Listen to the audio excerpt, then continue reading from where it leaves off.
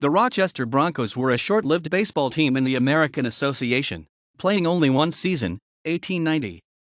They finished fifth in the league with a record of 63-63.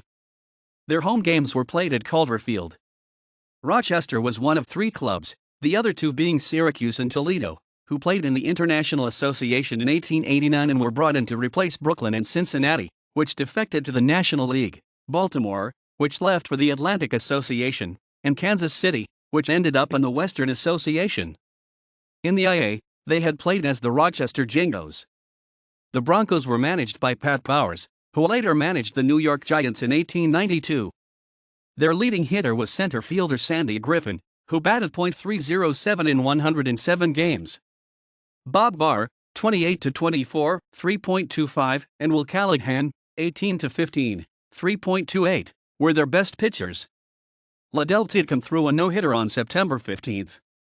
The struggling American Association simply could not afford another season with its little three of Rochester, Syracuse, and Toledo.